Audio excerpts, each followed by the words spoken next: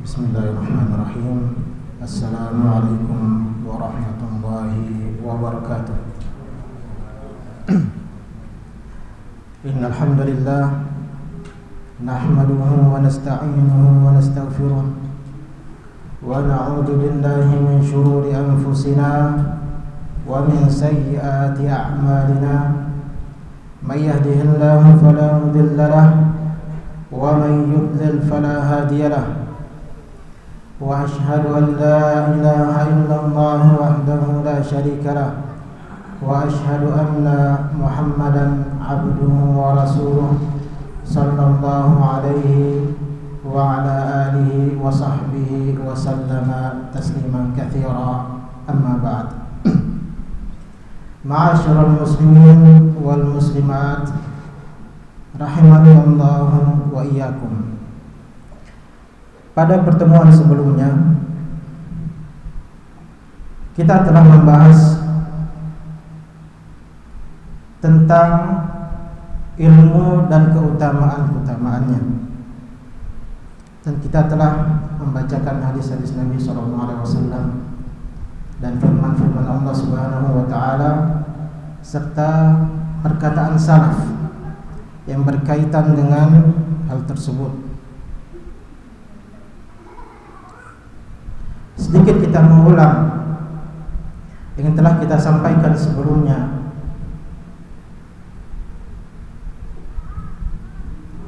Yang mana ma'asyiral muslimin wal muslimat, menuntut ilmu adalah kewajiban mutlak yang harus dilakukan oleh setiap muslim. Nabi SAW bersabda, talabul ilmi fariidatun ala kulli muslim. Menuntut ilmu adalah fariidah, kewajiban bagi setiap muslim. Dan Nabi SAW di dalam hadis yang lain menjelaskan keutamaan yang luar biasa bagi orang-orang yang menjawab seruan Allah dan Rasulnya agar bertafaqquh fid-din. Yang mana Nabi SAW di antaranya bersabda, man salaka tariqan yaltamisu fihi ilman, barang siapa yang menempuh suatu jalan yang mana di dalamnya ia menuntut ilmu, sahalallahu lahu bihi tariqan ilal jannah, yang mana dengannya Allah Subhanahu wa taala membalas dengan dimudahkan baginya jalan menuju surga Allah Subhanahu wa taala. Kita jelaskan makna hadis ini sebelumnya bahwa bukan syarat utama bagi penuntut ilmu agar mendapatkan fadilah yang luar biasa ini, yaitu ia mencapai derajat para ulama. Akan tetapi cukup bagi orang-orang yang mau bersungguh-sungguh menempuh jalan, cukup ia menempuh jalan dalam menuntut ilmu, maka Allah mudahkan baginya jalan menuju surga Allah Subhanahu wa taala. Dan di antaranya Nabi SAW juga bersabda, may yuridillahu bihi khairan yufaqihu fid-din. Orang-orang yang Allah inginkan atau kehendaki baginya kebaikan, maka akan Allah jadikan ia faham terhadap agama. Dan kita jelaskan bahwa mafhum al-mukhalafah, atau jika kita fahami secara terbalik hadis ini, bahwa orang-orang yang tidak Allah inginkan kebaikan baginya, maka akan Allah jauhkan ia dari jalan ilmu. Maka bersyukurlah ma'asyiral muslimin wal muslimat jika Allah Subhanahu wa taala memudahkan bagi kita atau menggerakkan hati kita untuk hadir di majelis-majelis ilmu, hadir di majelis-majelis yang dilingkupi oleh para malaikat Allah Subhanahu wa taala. Ma jalasa qaumun fi baitin min buyutillah yatluna kitabullah, dan tidaklah suatu kaum berkumpul duduk berkumpul di salah satu dari rumah-rumah Allah, membaca kitabullah, wa yatadarasunahu bainahum, dan mereka saling mempelajari kitabullah tersebut di antara mereka, illa nazalat alaihimus sakinah. Tidaklah mereka melakukan hal tersebut kecuali akan diturunkan bagi mereka ketenangan.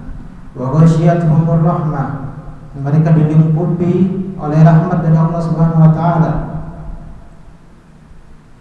Wa ghasyiyatuhumur rahmah wa haffathumul malaikah, dan para malaikat mengelilingi mereka. Wa dzakarahumullahu fi man indah. Keutamaan yang luar biasa, Allah menyebut hamba-hamba yang duduk di majelis-majelis ilmu di hadapan para malaikat-malaikatnya. Dalam hadis yang lain Nabi menjelaskan bahwa Allah berbangga di hadapan para malaikatnya atas hamba-hambanya yang duduk di majelis ilmu, membahas kitabullah, membahas sunnah-sunnah Nabi SAW. Oleh karena itu hendaklah kita bersyukur kepada Allah Subhanahu wa taala. Ma'asyiral muslimin wal muslimat, Allah masih mudahkan bagi kita untuk datang menuntut ilmu. Kita bertujuan untuk lebih mengenal Allah Subhanahu wa taala, lebih mengenal Rasulullah SAW, dan lebih mengenal agama yang menuntun kita pada keselamatan di dunia dan di akhirat. Di antara dalil yang kita sebutkan sebelumnya juga bahwa Allah Subhanahu wa taala berfirman, "Innama yakhsyallaha min ibadihi al-ulama." Sesungguhnya yang takut kepada Allah Subhanahu wa taala di antara hamba-hambanya hanyalah para ulama. Di ayat ini Allah menggunakan kata innama. Innama adalah adatul hasr, di kalimat yang menunjukkan terbatasnya ruang lingkup pada yang disebabkan oleh kata tersebut. Maka hanyalah para ulama, orang-orang berilmu yang benar-benar takut kepada Allah Subhanahu wa taala. Karena mustahil orang yang tidak mengenal Allah Subhanahu wa taala, tidak mau menuntut ilmu lebih mengenal Allah dan Rasulnya, tidak mungkin ia bisa takut kepada Allah. Tidak mungkin ia bertakwa dengan sebenar-benarnya takwa. Takwa yang mana Allah katakan, ya ayyuhalladzina amanu taqullaha haqqa tuqatih. Wahai orang-orang beriman, bertakwalah kepada Allah dengan sebenar-benarnya takwa. Pertanyaannya, bagaimana caranya kita bertakwa kepada Allah? Bagaimana caranya kita mengamalkan ayat ini kalau tidak dengan apa? Menuntut ilmu. Kita pelajari tauhid, hak-hak Allah Subhanahu wa taala berkaitan dengan tauhid ar-rububiyah, tauhid al-uluhiyah, ada berkaitan dengan al-asma wa sifat. Kita pelajari hak-hak Nabi sallallahu alaihi wasallam. Begitu juga agama yang kita anut, yang kita yakini bahwa agama tersebut mengantarkan kita kepada surga Allah Subhanahu wa taala.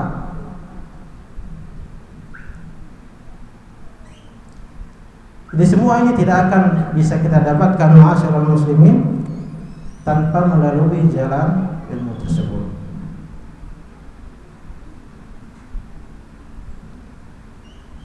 Dan di antara perkataan para ulama, sedikit kita ulang apa yang kita sampaikan kemarin 2 hari yang lalu, karena mungkin di antara kita ada yang tidak hadir. Di antara perkataan para ulama, Imam Ahmad Ibn Hanbal rahimahullah ta'ala berkata, "An-nasu ilal ilmi ahwaju minhum ila ta'ami wa syarab." Kebutuhan manusia terhadap ilmu itu lebih besar daripada kebutuhan mereka terhadap makan dan minum. Kenapa? Li'anna ar-rajula yahtaju ila ta'ami wa syarabi fil yawmi marratan aw marratain. Karena seseorang mungkin sehari makan sekali atau 2 kali. Ya, mungkin kalau kita 3 kali. wa hajatuhu ilal ilmi bi'adadi anfasi. Akan tetapi kebutuhan orang tersebut terhadap ilmu itu jumlahnya sama banyaknya seperti nafasnya. Jadi kalau kita butuh bernafas, butuh udara untuk kita hidupnya jasad kita, maka jiwa kita juga butuh diberikan apa? Makanan agar jiwa kita hidup. Di orang yang jauh dari ilmu atau berpaling dari ilmu, jiwanya bagaikan jiwa yang mati, bagaikan mayat yang bertebaran di muka bumi.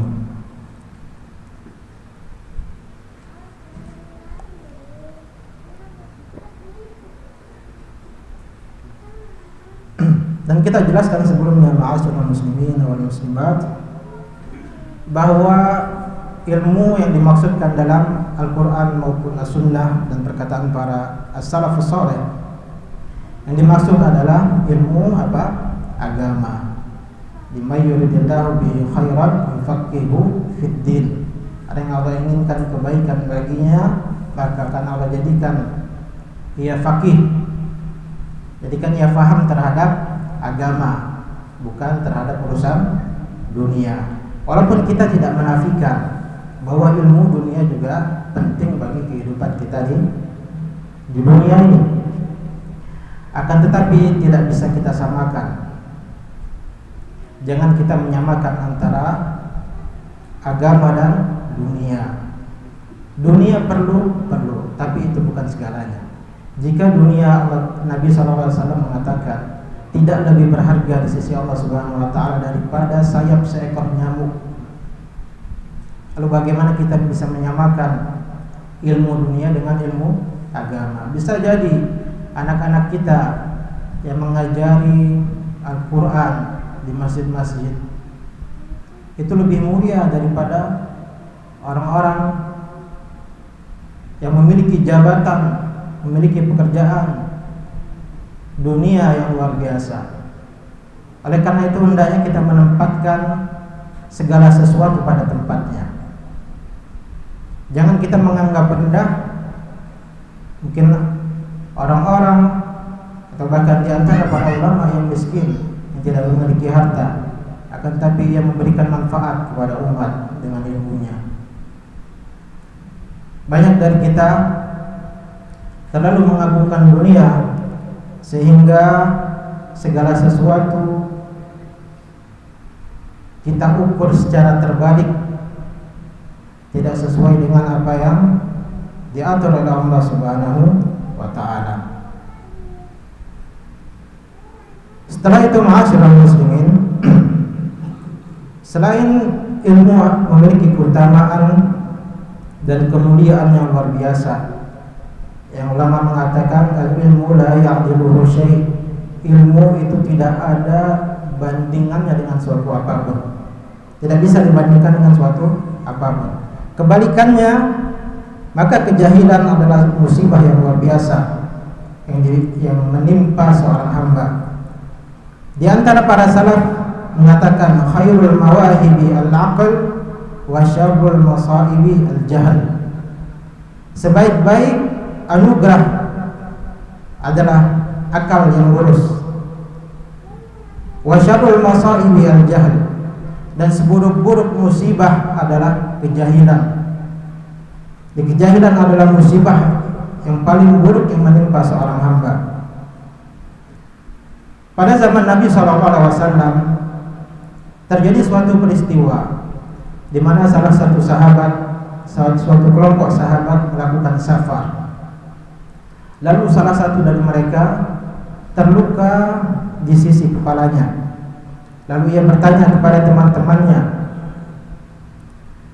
hal tajiduna liman rukhsah fit tayammum. Ketika kepalanya luka, lalu ia mimpi basah sehingga mengharuskan untuk mandi apa? Junub, mandi besar. Lalu ia bertanya kepada teman-temannya, apakah kalian mengetahui bahwa ada keringanan bagiku untuk bertayamum, tidak mandi? Lalu mereka menjawab, ma najidu laka rukhsah wa anta taqdiru 'alal ma. Kami tidak mendapati keringanan bagimu sedangkan kau sanggup untuk mandi. Lalu orang tersebut mandi kemudian apa? Meninggal. Lalu dilaporkanlah kepada Rasulullah SAW kejadian tersebut. Apa kata Nabi SAW? Qataluhu qatalahumullah. Mereka telah membunuhnya, semoga Allah membinasakan mereka. Ala sa'alu idh lam ya'lamu. Tidakkah mereka bertanya kalau mereka tidak tahu? Fa innama shifa'ul 'ayyi as-su'al. Karena sesungguhnya obat dari kejahilan adalah bertanya. Karena fatwa dengan kejahilan tersebut menyebabkan wafatnya sahabat tersebut. Lalu Nabi SAW tidak memberikan uzur kepada yang lain yang memberikan fatwa tersebut karena mereka memberikan fatwa di atas apa? Kejahilan. Lalu Nabi mengajarkan bahwa sesungguhnya cukup bagi dia untuk bertayamum dan menutup luka tersebut dengan kain,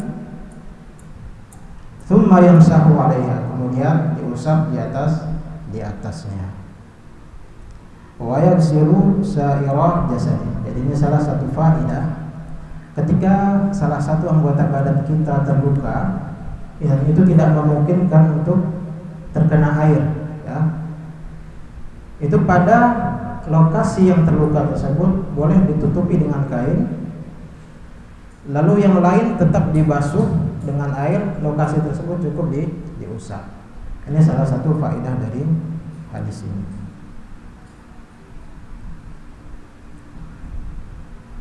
Di antara buruknya dampak dari kejahilan, Nabi SAW bersabda, Inna Allaha la yaqbidul ilma intiza'an yantazi'uhu minal ibad. Sesungguhnya Allah Subhanahu wa taala tidak mencabut ilmu dengan mencabutnya dari para hamba-hambanya.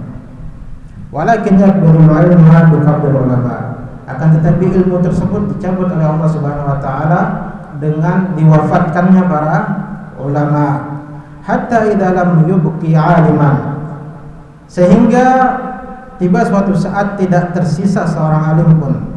Ittakhadhan nasu ru'usan juhala, maka orang-orang akan menjadikan orang-orang jahil sebagai pemimpin mereka.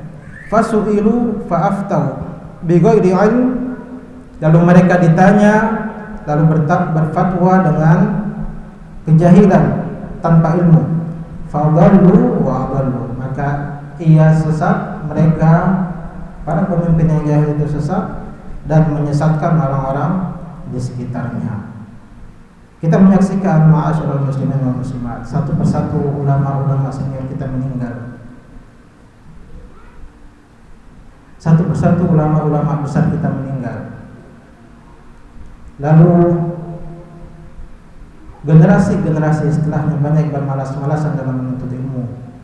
Terutama para orang tua, hendaknya kita membesarkan generasi-generasi yang meneruskan estafet para ulama tersebut, para pewaris Nabi. Wa innamal ulama warathatul anbiya. Sesungguhnya para nabi, para ulama adalah pewaris para nabi alaihi wassalam. Hendaknya kita mendidik anak-anak kita di atas ilmu, membesarkan mereka di atas ilmu, mencintai ilmu dan para ulama. Jangan kita mengikat mereka dengan dunia. Jangan kita merusak mereka dengan wasilah-wasilah yang saat ini kita menangis melihatnya, terutama media sosial, handphone dan lain sebagainya. Anak-anak kita lebih mengenal artis-artis atau bahkan pemain bola, orang-orang fasik, bahkan diantaranya adalah orang-orang kafir. Mereka lebih mengenal misalnya Ronaldo dan lain-lain sebagainya, lebih mengenal tanggal lahirnya, makanan kesukaannya, bahkan gaya rambutnya diikuti. ya, pakaiannya pun banyak pemuda-pemuda kita, anak-anak kita yang meniru orang-orang tersebut, namun tidak mengenal siapa itu Rasulullah SAW. Anak-anak kita tidak mengenal hak Allah Subhanahu wa Ta'ala. Bahkan anak-anak kita banyak yang jauh dari rumah-rumah Allah Subhanahu wa Ta'ala.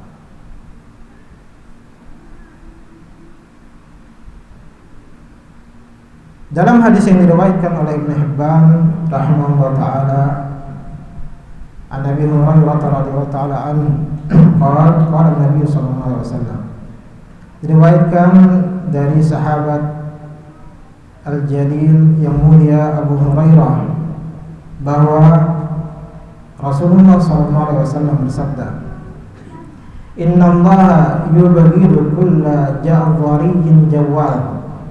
Sesungguhnya Allah Subhanahu wa taala membenci setiap orang yang ja'dhari, sombong, jawad, kasar, sakhabin fil aswaq, banyak berteriak di pasar, jifatin bil lail, seperti bangkai pada malam hari, himarin bin nahar, seperti keledai pada siang hari.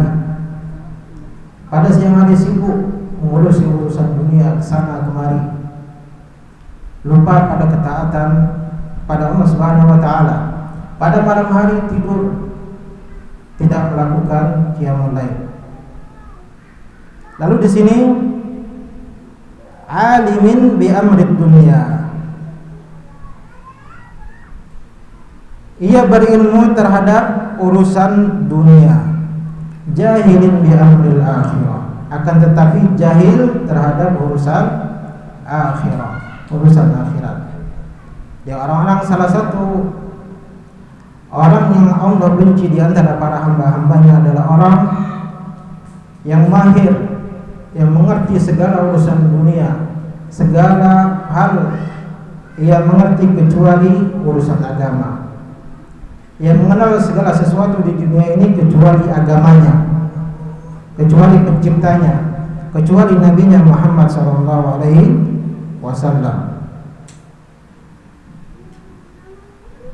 Oleh karena itu, ma'asyiral muslimin, na'udzubillah dari kejahilan. Semoga Allah Subhanahu wa taala menjauhkan kita dari sifat-sifat tersebut, sehingga kita tidak termasuk di antara hamba-hamba Allah Subhanahu wa taala yang dibenci oleh pencipta kita. Kalau Allah yang membenci kita, maka apa yang bisa kita lakukan di muka bumi ini? Apa yang kita harapkan? Kalau tetangga kita benci kepada kita, teman-teman kita benci kepada kita, mungkin kita masih bisa berlalu, tidak memperdulikan hal tersebut. Tapi kalau Rabb kita Azza wa Jalla, kalau Tuhan kita yang membenci kita, ma'asyiral muslimin, maka kemana kita akan lari? Pada hari kiamat nanti kita akan berhadapan dengan Allah Subhanahu wa taala. Kata Nabi, laisa bainakum wa bainahum turjuman, tidak ada penerjemah di antara kalian dan Rabb kalian. Kita akan dihisab dengan setiap-setiap yang kita lakukan di muka bumi ini.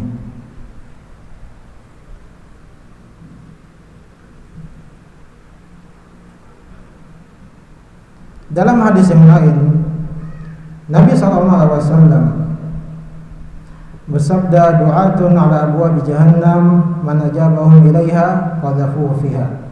Pada suatu hari nanti akan ada dai-dai penyeru di atas pintu-pintu neraka jahanam. Man ajabahum ilaiha qadhafuhu fiha. Barang siapa yang menjawab seruan mereka, maka mereka akan dilemparkan ke dalam neraka tersebut.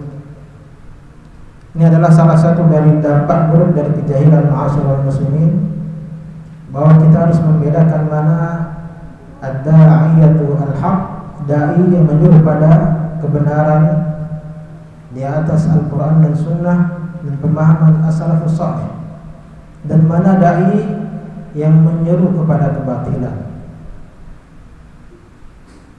Karena sebelumnya juga kita telah sebutkan bahwa Nabi SAW bersabda, wasataftariqu hadhihi ummah ila 73 firqah. Umat ini akan terpecah menjadi 73 golongan. Kulluha fin-nar illa wahidah. Semuanya dalam neraka kecuali satu golongan.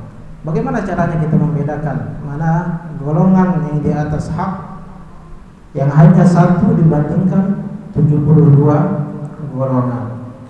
Kalau bukan dengan ilmu, kalau bukan karena taufik dari Allah Subhanahu wa Ta'ala. Itulah beberapa hadis-hadis Nabi SAW menjelaskan betapa buruknya dampak dari kejahilan. Kalau kita kupas seluruh dalil dan berkaitan dengan hal tersebut, maka waktu kita tidak akan cukup.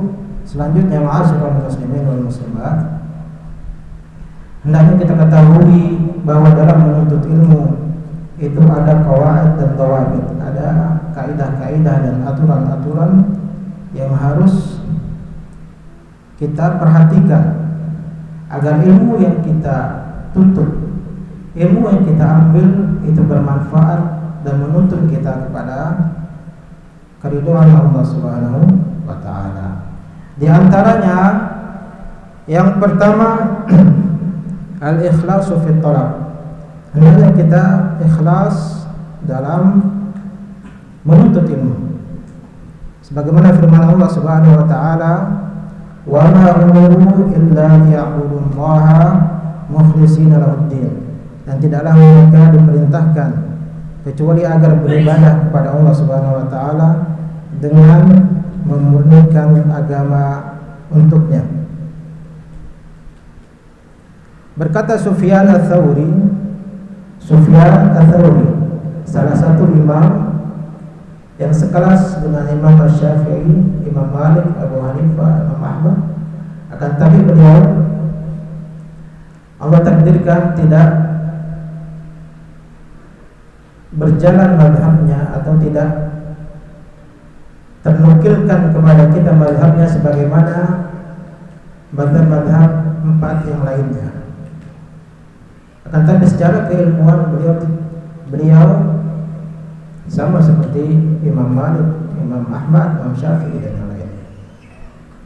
Dan banyak ma'asyiral muslimin, kalau kita baca sejarah dari at-tasyri' bahwa mazhab itu sebenarnya banyak. Di dahulu tidak ada pembatasan, hanya 4 mazhab. Jadi setiap ulama mereka memiliki pandangan-pandangan sendiri terhadap misalnya metode pendalilan dari Al-Quran dan Sunnah.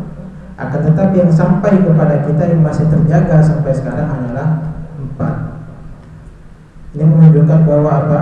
Mazhab itu bukan wahyu dari langit. Mazhab itu adalah metode kita untuk memahami Al-Quran dan Sunnah. Dan baik, mazhab itu baik, bukan suatu kesalahan.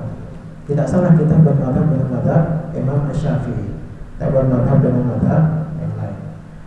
Yang masalah adalah kalau kita at-ta'assubul a'ma, fanatik buta terhadap mazhab, seolah-olah pendapat imam itu adalah wahyu yang tidak boleh diselisihi. Ya, pada hari kiamat kita tidak akan pernah ditanyakan kenapa kamu menyelisihi Syafi'i, kenapa kamu menyelisihi Malik, kenapa menyelisihi Abu Hanifah, menyelisihi imam yang lain. Yang kita ditanyakan adalah madza ajabtumul mursalin, apa yang kalian jawab terhadap dakwah para rasul. Kita akan ditanya satu orang sebagai umatnya Nabi Muhammad SAW, apa yang kamu lakukan terhadap dakwah Nabi Muhammad SAW. Dan semua imam mazhab satu kata mengatakan, idza sahal hadits fa huwa madhhabi. Jika hadis tersebut sahih, itu adalah mazhabku. Karena para imam juga manusia, ma'asyiral muslimin.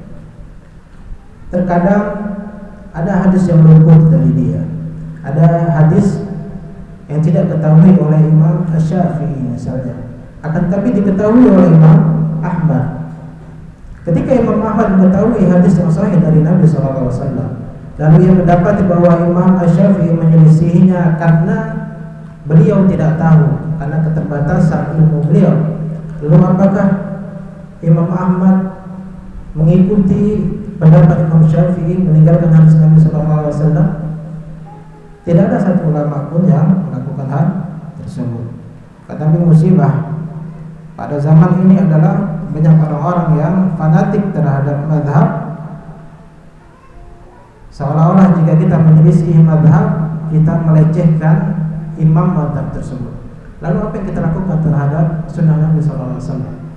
Kita meninggalkan sunnah Nabi berarti kita melecehkan siapa? Nabi Muhammad SAW. Mana yang lebih berat? Menyelisihi imam atau menyelisihi Nabi SAW? Sufyan Ats-Tsauri berkata, "Ma'alajtu syai'an ashadda min sirri qalbi marratan li wa marratan alayya." Tidaklah aku menghadapi sesuatu yang lebih berat daripada mengobati hati dan niatku. Terkadang ia berpihak kepadaku dan terkadang ia melawanku. Oleh karena itu, masyaallah muslimin, masalah ikhlas ini adalah sesuatu yang harus kita perbaharui, kita refresh tiap hari. Karena hati kita itu mudah untuk tergelincir. Jadi hati manusia itu berada di antara dua jari jemari Allah Subhanahu wa Ta'ala. Yuqallibuha kaifa yasha. Allah membolak-balikkannya sebagaimana kehendaknya. Jadi kita berbanyak berdoa kepada Allah Subhanahu wa Ta'ala. Allahumma ya muqallibal qulub, tsabbit qalbi ala dinik. Imam Sufyan Ats-Tsauri menjelaskan bahwa jika beliau seorang imam yang tidak diragukan lagi keilmuannya dan keimamannya dalam agama ini, beliau menjelaskan bahwa beliau selalu memperbaharui niatnya, memperbaharui keikhlasannya kepada Allah Subhanahu wa Ta'ala. Begitu juga kita, karena syaitan sangat bersemangat untuk menyesatkan Bani Adam. Dan banyak dari kita, ma'asyiral muslimin, sebagai orang tua, banyak dari kita yang mungkin sadar atau tidak, itu mengajarkan kepada anak-anak kita untuk tidak ikhlas dalam menuntut ilmu. Bukankah banyak dari kita yang mengajarkan kepada anak-anak, "Nak, kamu belajar supaya kamu mendapat pekerjaan yang layak, mendapat jabatan yang layak, kamu menjadi ustaz, kamu menjadi ini, menjadi ini." Banyak dari kita yang mengajarkan anak-anak kita dengan hal tersebut. Yang kita khawatirkan, kebanyakan dari kita mengkhawatirkan apa yang akan dimakan oleh anak-anak kita pada kemudian hari. Padahal masyaallah muslimin dan muslimat, tahukah bahwa takdir rezeki saya, rezeki kita semua, rezeki anak-anak kita telah dicatat oleh Allah Subhanahu wa Ta'ala sebelum diciptakannya langit dan bumi selama 50.000 tahun. 50.000 tahun sebelum diciptakan langit dan bumi, rezeki tersebut telah dicatat oleh Allah Subhanahu wa Ta'ala. Tidak akan berkurang dari apa yang Allah catat. Tidak akan mati seorang hamba kecuali ia telah memenuhi semua rezeki yang telah ditetapkan Allah baginya. Lalu apa yang kita takutkan? Lalu apa yang membuat kita takut anak-anak kita tidak makan pada kemudian harinya? Abu Tamam Al-Mutanabbi dalam hal ini mengatakan suatu bait yang indah. Beliau mengatakan, "Yanamul fata min aishihi wa huwa jahil, wa yaqdil fata fi dahrihi wa huwa alim." Ada seorang pemuda yang bisa mendapatkan kehidupannya dengan lancar meskipun ia jahil, meskipun ia bodoh. Sebaliknya, wa yaqdil fata fi dahrihi wa huwa alim, dan bisa jadi seorang alim justru bersusah payah dalam kehidupannya. "Lau kanatil arzaqu tajri 'alal hijab," kata beliau, seandainya rezeki itu bergantung pada akal dan kecerdasan, halakna idzan min jahlihinnal bahaim. Kalau rizki tersebut bergantung pada akal dan kecerdasan, niscaya binatang-binatang akan binasa karena kebodohan mereka. Binatang ada rizkinya juga enggak, Pak? Walaupun mereka tidak memiliki akal, mereka masih bisa makan. Kita belajar dari burung dalam hadis Nabi SAW.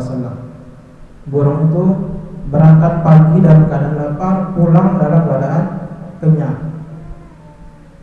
Dan ia berusaha mencari rizki, dan Allah Subhanahu wa Ta'ala telah menjamin rizkinya tanpa takut. Tidak ada burung itu yang mungkin seperti kita mengumpulkan harta sebanyak-banyaknya karena takut besok tidak makan. Hal ini sesuai dengan firman Allah Subhanahu wa Ta'ala, nahnu qasamna bainahum ma'isyatahum fil hayatid dunya. Kami telah membagi bagi mereka di antara mereka kehidupan mereka di dunia.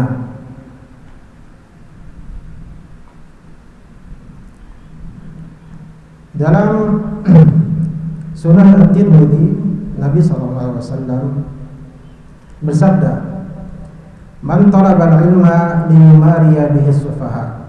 Barang siapa yang menuntut ilmu untuk membantah orang-orang yang bodoh, aw yukatsira bihi ulama, atau membanggakan diri di hadapan para ulama,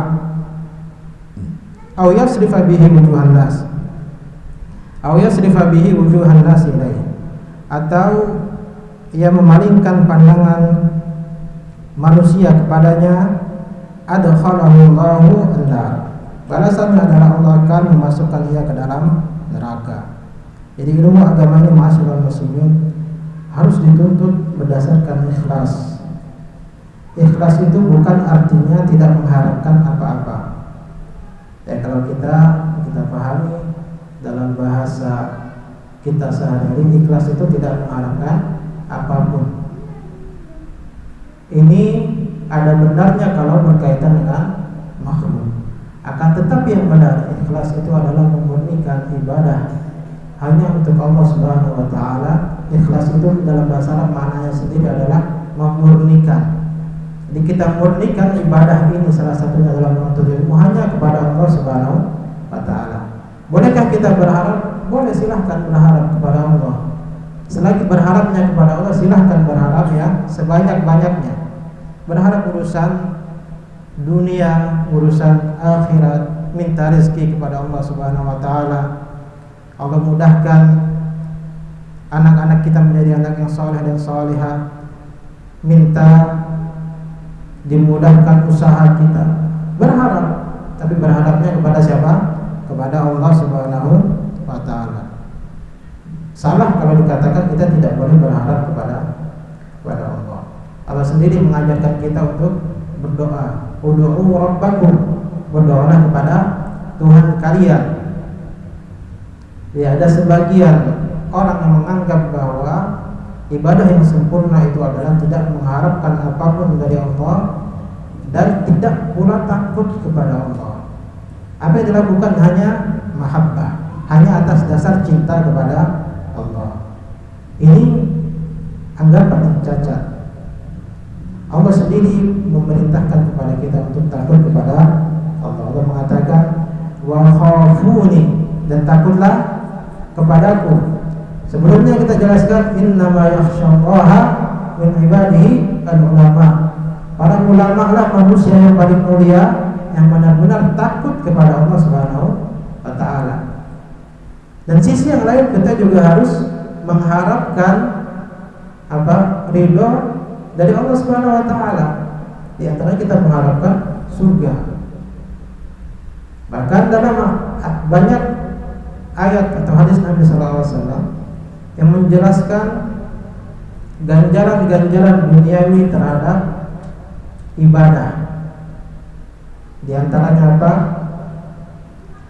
Dalam surat Nuh, Nabi Nuh mengatakan, faqultu astaghfiru rabbakum innahu kana ghaffara yursilis samaa'a 'alaikum midrara.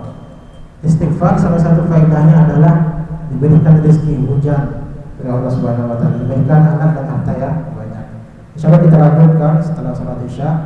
Wallahu ta'ala a'lam wa sallallahu alaihi Muhammad wa ala alihi wasallam. Assalamualaikum warahmatullahi wabarakatuh.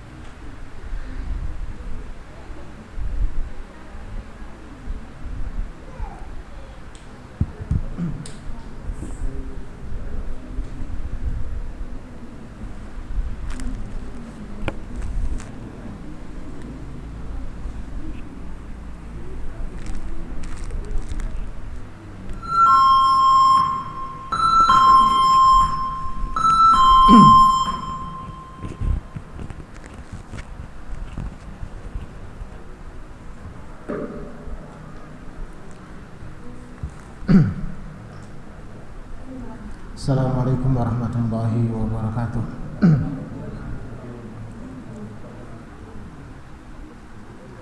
Alhamdulillahirabbil alamin wassalatu wassalamu ala asyrafil anbiya'i wal mursalin wa ala alihi wa sahbihi ajma'in, amma ba'd. Ma'asyiral muslimin wal muslimat rahimakumullah. Terakhir kita membahas tentang pentingnya ikhlas dalam menuntut ilmu, karena ikhlas bagaikan pondasi dalam ibadah, yang mana jika ibadah tersebut tercederai keikhlasan di dalamnya, maka dipastikan ibadah tersebut tidak diterima oleh Allah Subhanahu wa ta'ala. Selanjutnya, hal penting yang harus kita perhatikan dalam menuntut ilmu, bahwa hendaklah kita memulai dari yang terpenting, lalu yang selanjutnya. Kita ketahui bersama ma'asyiral muslimin wal muslimat, hal terpenting bagi seorang mukmin adalah akidah.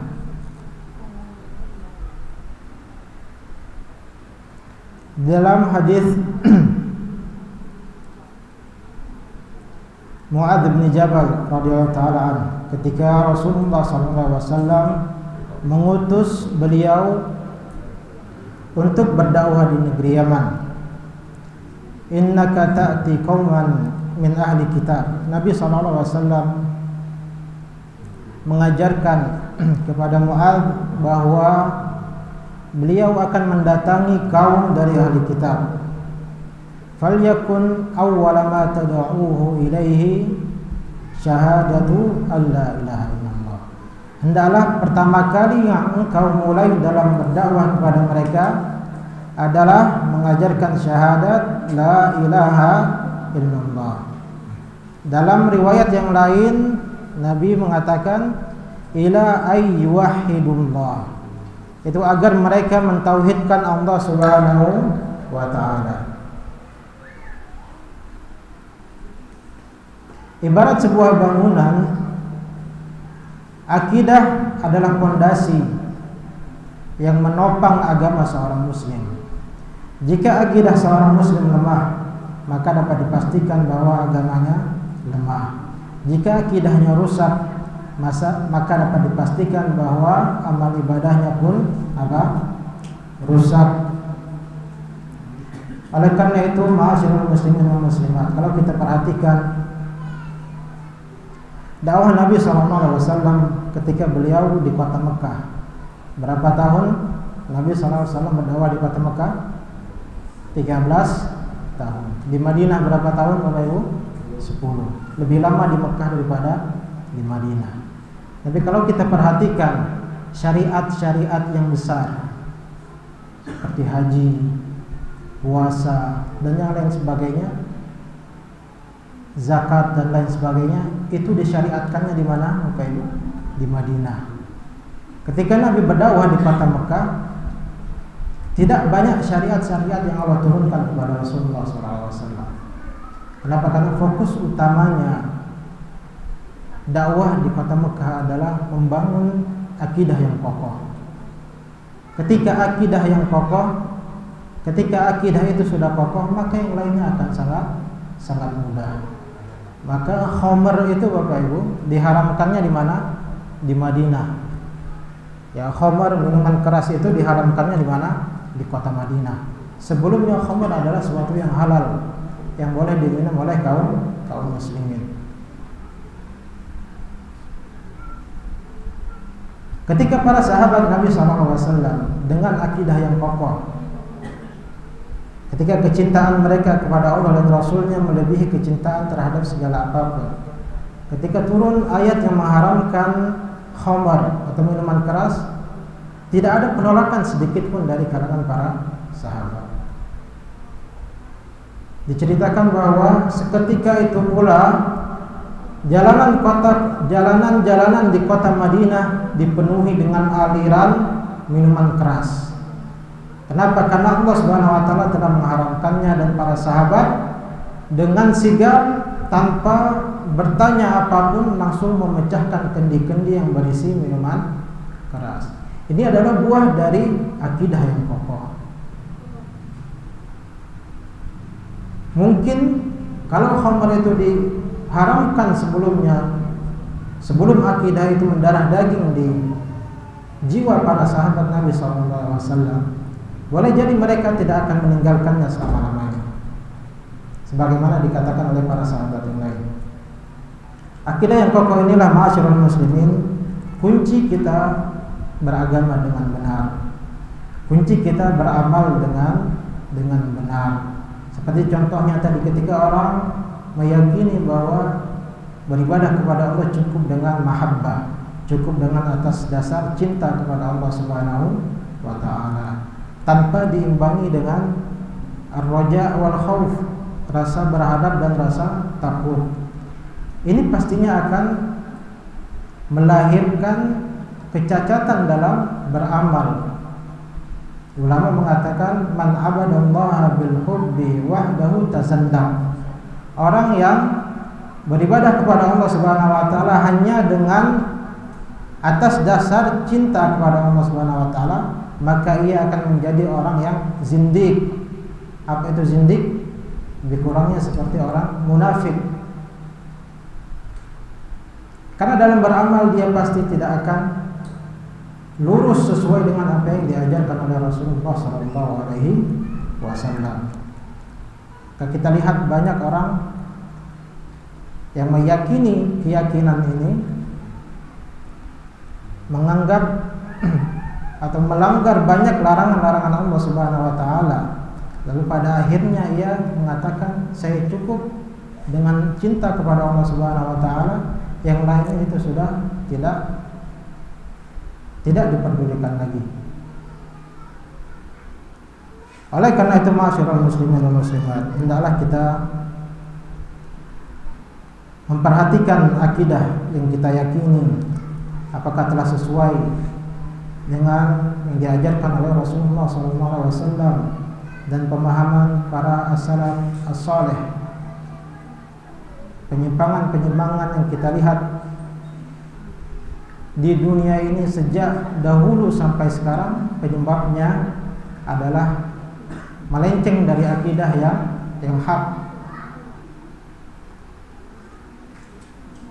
Dan akidah ini, ma'asyiral muslimin, harus kita pelajari setiap hari, harus kita ulang-ulang, dan harus kita amalkan. Merupakan perkataan yang fajir, perkataan yang jahat, dan perkataan yang dusta. Mengajarkan, salah satu dai yang mengajarkan kepada jamaahnya bahwa perkara akidah cukup dipelajari hanya beberapa menit. Inilah contoh-contoh para penyimpang yang sesat dan menyesatkan kaum muslimin. Nabi SAW berdakwah di kota Mekah mengajarkan akidah yang benar. Lalu ketika sampai di kota Madinah, apakah beliau berhenti mengajarkan akidah, berhenti menanamkan akidah yang benar kepada para sahabat Nabi SAW. Dan perlu kita pahami ma'asyiral muslimin, tidak ada bedanya antara akidah dan fikih atau amalan-amalan yang kita amalkan dari segi pendalilan dari Al-Quran dan Sunnah. Selama Al-Quran, ayat Al-Quran dan hadis yang sahih sesuai dengan pemahaman as-salafus salih, terlepas dari apapun derajat hadis tersebut, maka kita wajib beramal dengan hadis tersebut, baik berkaitan dengan akidah maupun berkaitan dengan fikih. Karena mungkin ma'asyiral muslimin dan muslimat, kita akan mendapati ada orang mengatakan bahwa hadis-hadis yang ahad, itu hadis yang tidak mencapai derajat mutawatir, tidak boleh dijadikan dalil dalam hal akidah. Ini adalah kebatilan yang tidak pernah diajarkan oleh para ulama dan para as-salaf, kecuali para ahli bid'ah yang ingin menolak hadis-hadis Nabi SAW dan mencari pembenaran terhadap akidah mereka yang sesat. Lalu selanjutnya, ma'asyiral muslimin dan muslimat, yang harus kita perhatikan dalam menuntut ilmu adalah luzumul ulama as-thiqat wal hadar min ahli ahwa'i wal bidah. Kita harus melazimi para ulama yang terpercaya dan menjauhi para ahli bid'ah. Di agama ini harus kita ambil dari orang-orang yang jelas manhajnya, yang jelas akidahnya. Berkata Ibnu Sirin, tabi'i al-jalil, tabi'i yang mulia. Di tabi'in adalah generasi setelah para sahabat. Ibnu Sirin mengatakan, inna hadzal ilma din fanzuru amman ta'khuduna dinakum. Sesungguhnya ilmu ini adalah agama, maka lihatlah dari siapa kalian mengambil agama kalian. Jika dalam urusan dunia kita selektif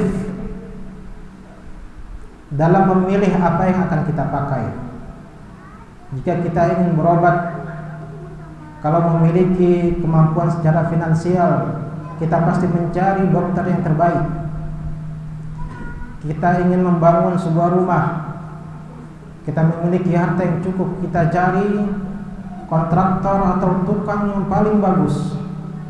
Lalu dalam urusan dunia kita asal-asalan mengambil ilmu dari pinggir jalan, mengambil ilmu dari sampah-sampah internet, mengambil ilmu hanya sekedar mengetik dari Google langsung kita amalkan.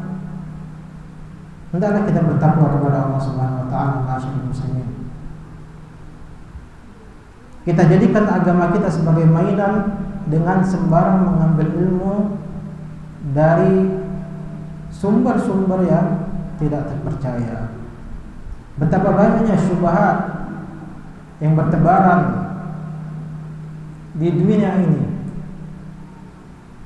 Maka hendaklah kita selektif memilih dari mana kita mengambil ilmu kita. Dari Abdullah bin Mas'ud, beliau berkata, la yazalun nasu bi khairin ma atahumul ilmu min ashabi Muhammad sallallahu alaihi wasallam wa min akabirihim. Ibnu Mas'ud berkata, manusia senantiasa dalam kebaikan selama ilmu itu datang kepada mereka dari sahabat Nabi Muhammad SAW, wa min akabirihim, dan dari akabir mereka, orang-orang senior dari mereka. Di akabir di sini bisa dimaknai sebagai para ulama. Fa idza jaa al-ilmu min qibali asagirihim fadzalika hina halaku. Jika ilmu itu datang dari orang-orang yang kecil, orang-orang yang jahil dari mereka, maka itulah kebinasaan mereka. Dan ulama ma'asyiral muslimin wal muslimat rahimakumullah sejak dahulu telah menjelaskan bahayanya bermujalasah, bermajelis dengan para ahli bid'ah. Bahkan mereka sama sekali tidak mau berbicara kepada ahli bid'ah. Apalagi sekarang kalau kita lihat banyak orang-orang yang dianggap sebagai orang berilmu lalu bermudah-mudahan dalam bermuamalah dengan ahli bid'ah, bermesra-mesra dengan ahli bid'ah. Ini menjadi contoh yang buruk, yang jauh menyimpang dari manhaj as-salaf. Para salaf bahkan tidak mau mendengar satu ayat pun dari lisan seorang mubtadi', seorang ahli bid'ah. Bahkan ayat pun dia tidak mau mendengar darinya. Adalah bentuk kita menjaga hati, bentuk kita menjaga akidah kita, menjaga agama kita dari kesesatan-kesesatan atau syubhat-syubhat yang boleh jadi masuk ke dalam hati kita dan kita tidak sanggup untuk mengeluarkannya. Maka dari itu selektif dalam bermedia sosial. Jangan semua orang kita dengarkan. Dengarkan dari orang yang jelas manhajnya, yang jelas akidahnya di atas Al-Quran dan Sunnah dan pemahaman as-salaf as-salih. Lalu selanjutnya ma'asyiral muslimin wal muslimat, harus kita perhatikan dalam menuntut ilmu bahwa kita harus bersabar dan tidak bosan, karena sesungguhnya menuntut ilmu bukanlah jalan yang mudah. Berkata Yahya Ibnu Katsir sebagaimana diriwayatkan oleh Imam Muslim dalam kitab sahihnya, beliau berkata, la yustata'u al-ilmu bi rahatil jasad. Ilmu ini tidak akan didapatkan dengan bersantai-santai, tidak dengan mudah. Kalau pada zaman dahulu ma'asyiral muslimin, para ulama melakukan safar beratus-ratus bahkan beribu-ribu kilometer dalam rangka menuntut ilmu, bahkan dengan perbekalan yang secukupnya. Ada sebagian salaf yang mana menuntut ilmu dimodali oleh ibunya dengan menjual perkakas-perkakas dapurnya, lalu dibuatkan roti 30 potong yang mana itu cukup bagi dia selama 30 hari dia menuntut ilmu. Beliau menceritakan bahwa setiap hari ia hanya memakan 1 potong roti, dan agar mudah dimakan roti tersebut, ia masukkan ke dalam sungai, ke dalam air, lalu ia makan. Begitulah sulitnya ma'asyiral muslimin wal muslimat para ulama menuntut ilmu yang kita rasakan dampaknya pada hari ini. Kita dapati ilmu sangat mudah melalui satu alat ini. Kita bisa mendatangkan hadis-hadis atau ayat-ayat dengan mudahnya. Jika dahulu ulama harus menghafal hadis-hadis Nabi SAW, ada yang menghafal sampai 200.000 hadis, ada yang menghafal 300.000 hadis. Imam Ahmad bin Hanbal dikatakan menghafal 2 juta hadis. Dikatakan juga, atau ada yang mengatakan beliau menghafal 700.000 hadis. Ini didapatkan dengan mudah ma'asyiral muslimin. Didapatkan dengan santai-santai duduk di depan TV sambil nonton kajian, nonton YouTube, sambil minum teh, ya, atau sambil makan seblak, ya. Semua dibutuhkan keseriusan, dibutuhkan kesungguhan. Karena Allah Subhanahu wa taala berfirman apa? Inna sanulqi 'alaika qawlan tsaqila. Sesungguhnya kami akan memberikan kepadamu perkataan yang berat, tsaqil. Allah mensifati Al-Qur'an sebagai sesuatu yang tsaqil, berat. Karena ilmu ini tidak bisa didapatkan dengan bersantai-santai. Ini dulu terkenal di kalangan para salaf bahwa man talabal ilma aflas. Barang siapa yang menuntut ilmu maka ia akan bangkrut. Ia kerahkan seluruh hartanya, seluruh jiwa dan raganya dalam rangka menuntut ilmu. Yang hasilnya adalah nama-nama besar yang sampai sekarang masih Allah abadikan nama-nama mereka di benak kaum muslimin. Siapa yang tidak mengenal Imam Abu Hanifah, Imam Asy-Syafi'i, Imam Malik bin Anas, Imam Asy-Syafi'i, Muhammad bin Idris Asy-Syafi'i. Siapa tidak mengenal Imam Ahmad bin Hanbal? Siapa yang tidak mengenal Imam Abdul Abbas Ahmad bin Taimiyah? Siapa tidak mengenal Imam Ibnul Qayyim? Siapa tidak mengenal Imam Muhammad bin Abdul Wahhab? Ulama-ulama yang sampai sekarang kitab-kitabnya dibaca. Setiap kali orang membaca kitabnya selalu mengatakan qala al-Imam Asy-Syafi'i rahimahullah. Berkata Imam Syafi'i, semoga Allah merahmatinya. Berkata Imam Ibnu Taimiyah, semoga Allah merahmatinya. Berkata Imam Ahmad, semoga Allah merahmatinya.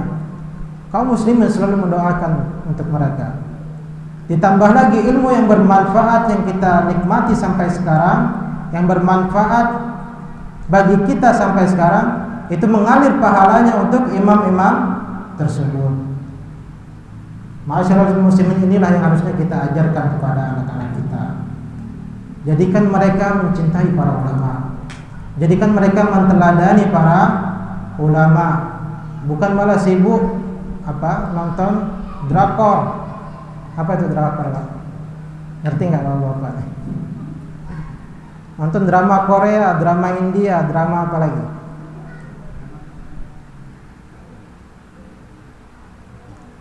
Atau sibuk main HP, sibuk main game-game sekarang ini. Apa itu namanya tuh, Pak? FF ya. Dan berbagai jenis permainan-permainan yang anak kita sanggup dari pagi sampai malam menghabiskan waktunya untuk hal tersebut, tapi kita biarkan anak-anak kita jahil terhadap agama mereka.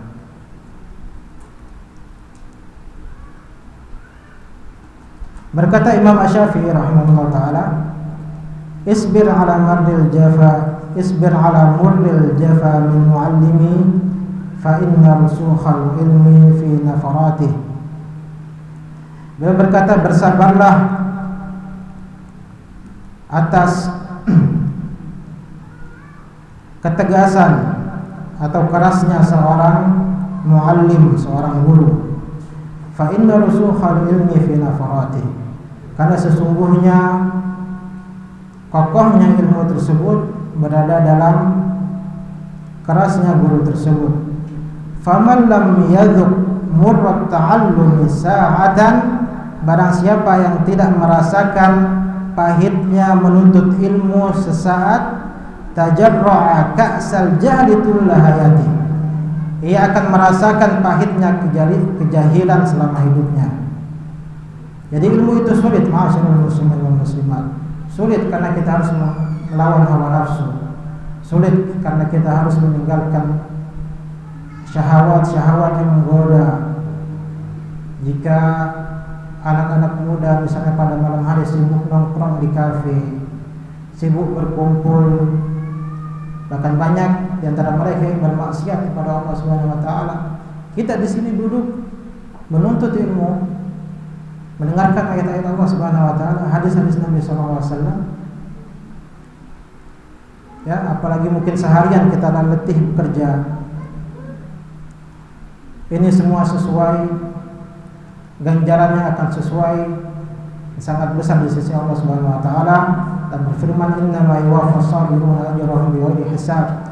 Sesungguhnya orang-orang yang bersabar akan ditunaikan bagi mereka ganjarannya tanpa batas. Kita bersabar dalam menuntut ilmu, maka yakinlah bahwa Allah Subhanahu wa taala akan memberikan ganjaran yang tanpa batas kepada kita. Dalam hadis Nabi sallallahu alaihi wasallam berkata kepada Ibunda Aisyah radhiyallahu anha, innama ajruki ala qadri nasabiki wa ta'abiki. Nabi berkata kepada ibunda kita Aisyah, sesungguhnya ganjaranmu, pahalamu sesuai dengan letihmu dan nafkahmu, biaya yang kau keluarkan dalam amalan tersebut. Diletih kita, mungkin harta kita yang keluarkan dalam menuntut ilmu. Mungkin di antara kita ada yang dari luar desa, jaraknya jauh, kemari harus menggunakan kendaraan yang pastinya membutuhkan bahan bakar dan lain sebagainya. Atau bahkan ada yang seharusnya bekerja menghasilkan uang, ia tinggalkan untuk menuntut ilmu. Semua ini merupakan kebaikan yang luar biasa yang kita harapkan dari Allah Subhanahu wa ta'ala. Lalu selanjutnya, ma'asyiral muslimin, yang terpenting dari ilmu adalah kita beramal dengan ilmu tersebut. Dan amal harus didahului dengan ilmu. Allah Subhanahu wa ta'ala berfirman, fa'lam annahu la ilaha illallah wastaghfir li dzambik. Ketahuilah, ilmuilah bahwa sesungguhnya tidak ada ilah yang berhak disembah kecuali Allah Subhanahu wa ta'ala, wastaghfir li dzambik, dan meminta ampunlah kepada Allah dari dosa-dosamu. Allah memerintahkan kita untuk ilmu, mengetahui dahulu, berilmu dahulu, baru kita meminta ampun, beramal kepada Allah Subhanahu wa ta'ala. Berkata Imam Sufyan Ats-Tsauri, al-ilmu yahtifu bil amal fa in ajabahu wa illa irtahal. Ilmu itu memanggil amal. Kalau ia menjawab, maka itulah yang diharapkan. Kalau tidak, maka ia akan pergi. Di ilmu yang tidak diamalkan itu akan pergi dari pemiliknya. Kita mengetahui, ma'asyiral muslimin wal muslimat, kisah 3 orang yang pertama kali dimasukkan ke neraka oleh Allah Subhanahu wa ta'ala. Nabi menceritakan bahwa bukan Fir'aun atau bukan Qarun yang dimasukkan pertama kali ke dalam neraka oleh Allah Subhanahu wa ta'ala. Akan tapi diantaranya adalah orang yang mempelajari Al-Quran dan mengajarkannya. Ia berilmu tapi tidak beramal dengan ilmu tersebut, dan tidak dilandasi dengan niat yang ikhlas. Dan banyak hadis-hadis Nabi SAW yang menjelaskan bahaya dari berilmu dan tidak beramal dengan ilmu tersebut. Kabura maqtan indallahi an taqulu ma la taf'alun. Sangat besar kemurkaan Allah Subhanahu wa ta'ala kalian mengatakan sesuatu tapi tidak mengamalkannya. Lalu selanjutnya, ma'asyiral muslimin, hendaklah dalam menuntut ilmu kita bertawadhu dan tidak sombong dan malu dalam menuntut ilmu. Imam Al-Bukhari rahimahullah mengatakan dalam sahihnya, waqad ta'allama ashabun Nabi sallallahu alaihi wasallam fi kibari sinnihim. Sahabat Nabi sallallahu alaihi wasallam belajar menuntut ilmu dari Nabi sallallahu alaihi wasallam. Banyak dari mereka yang belajar dari Nabi sallallahu alaihi wasallam ketika umurnya telah tua. Abu Bakar As-Siddiq hanya beda beberapa tahun dari Nabi sallallahu alaihi wasallam. Nabi diutus menjadi nabi pada umur berapa? 40. Lebih kurang Abu Bakar umurnya sekitar 38. Begitu juga Umar bin Khattab, begitu juga Utsman bin Affan dan sahabat-sahabat yang lainnya. Itu tidak menghalangi mereka untuk belajar dan menuntut ilmu dari Nabi sallallahu alaihi wasallam. Bahkan di antara para sahabat ada yang lebih tua dari Nabi sallallahu alaihi wasallam. Itu tidak menghalangi mereka dalam menuntut ilmu. Umar bin Khattab, beliau memiliki siasat dalam menuntut ilmu. Jadi ada 2 orang sahabat, Umar dan yang satunya lagi, mereka membuat perjanjian agar setiap hari bergantian untuk menuntut ilmu dari Nabi sallallahu alaihi wasallam. Pada hari ini Umar bersama Nabi, sahabat yang lainnya bekerja mencari nafkah. Ketika telah selesai pada sore harinya, Umar akan mengabarkan kepada sahabat tersebut apa yang ia dapatkan hari ini dari Nabi. Begitu juga esok harinya bergantian seperti itu. Abu Hurairah radhiyallahu anhu, penghafal wahyu Nabi SAW, periwayat hadis terbanyak dari kalangan para sahabat, tidak pernah terlepas dari Nabi SAW. Tidak boleh sombong atau malu dalam menuntut ilmu. Jadi ada dua orang yang tidak akan pernah bisa belajar, tidak pernah bisa menuntut ilmu, itu mustakbir wa mustahil, orang yang sombong dan orang yang malu. Lalu yang terakhir, sebenarnya sangat banyak hal-hal yang berkaitan dengan menuntut ilmu ini, akan tapi kita cukupkan dengan yang terpenting insyaallah. Yang terakhir adalah kita memahami ma'asyiral muslimin dan muslimat, dalam menuntut ilmu kita menjauhi yang namanya fanatik dan taklid buta. Kita jadikan satu-satunya orang yang harus kita fanatik terhadapnya hanyalah Allah dan Rasulnya. Selain itu, perkataan siapapun itu haruslah kita sandingkan dengan perkataan Allah dan perkataan Nabi SAW. Apabila sesuai dengan perkataan Nabi, perkataan Allah dan Rasulnya, maka kita ambil perkataan tersebut. Kalau tidak, maka kita jauhkan dan tidak kita amalkan. Semoga Allah Subhanahu wa taala menjadikan majelis kita majelis yang penuh berkah. Jadikan kita di antara para hamba-hamba Allah mencintai ilmu, menjadikan kita orang-orang yang berilmu. Allahumma ja'alna min ahli ilmin nafi'i wal amali salih, warzuqna al-ikhlas wal ittiba', waj'alna mafatiha lil khairi maghaliqa lisyarr. Wa sallallahu ala nabiyyina Muhammad wa ala alihi wa sahbihi wa sallam. Wa akhiru da'wana alhamdulillahi rabbil alamin. Mungkin kita buka beberapa pertanyaan. Kalau di antara para jamaah ada yang ingin istifsar atau menanyakan hal-hal berkaitan dengan kajian kita atau yang lainnya.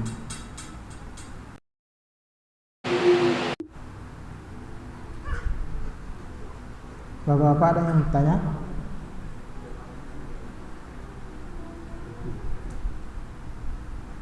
Mungkin dari ibu-ibu?